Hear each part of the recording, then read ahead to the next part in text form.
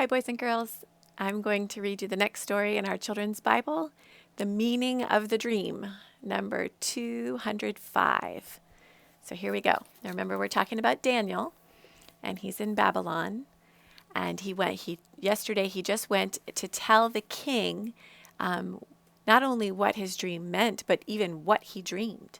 And when he stood before the king said, "Can you tell me my dream and explain what it means?"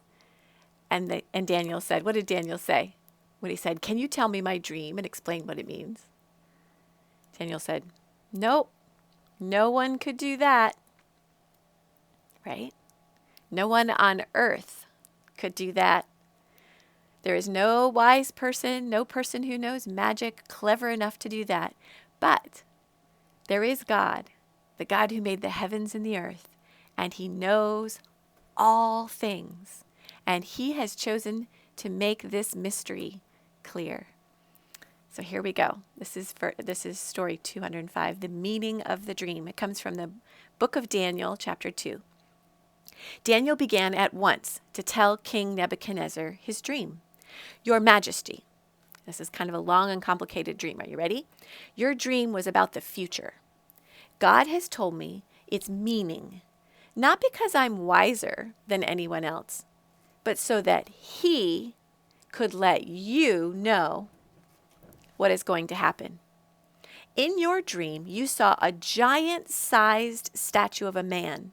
It was bright and it was shining. Its head was made of gold, and down to its waist, put your hands on your waist, down to its waist, it was of silver." So a golden head, silver, and below the waist, it was made of bronze. That's kind of like the color, if you picture the color of a penny. "The legs were iron, and the feet were iron mixed with clay. And as you were gazing," that means looking at the statue, "a huge rock, a huge stone, broke off of a cliff without anyone touching it. It just came down on its own, and it collided with the feet of this statue, and it broke the feet all to pieces. Then the whole statue began to crumble into dust. The wind blew and the dust scattered it away. Not a trace of this statue remained. But the stone that knocked it down began to grow and grow and grow, and the stone began to fill the whole world." Now remember, this is a dream, so dreams can be a little bit strange, right? Nebuchadnezzar nodded while Daniel was talking. Daniel was absolutely right. That was what Nebuchadnezzar had dreamed. Isn't that amazing? But could he explain what it meant? That is what Nebuchadnezzar wondered. "I will tell you the meaning of your dream," Daniel went on, as if in answer to Nebuchadnezzar's unspoken question. "The statue of the man represents the empires of the world," meaning the kingdoms of the world, meaning the nations. Okay, can you think of a nation in the world, or think about a president or a king? "You, your Majesty, are the head of gold, and your empire the greatest and most splendid of all. Others, less noble, will arise like the other parts of the statue.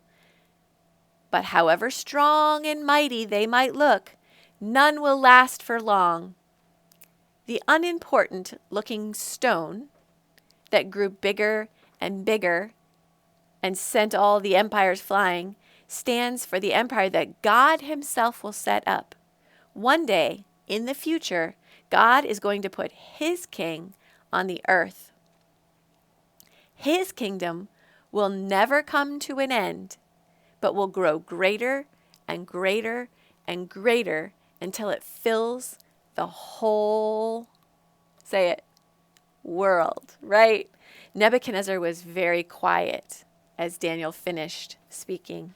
Then Nebuchadnezzar said, "Your God is very great and wonderful, and your God deserves worship and praise. I know this because you alone of all the people here have been able to tell me my dream and what it meant." Then the king made Daniel the head over all of his advisors, and he gave his 3 friends important jobs in different parts of the kingdom.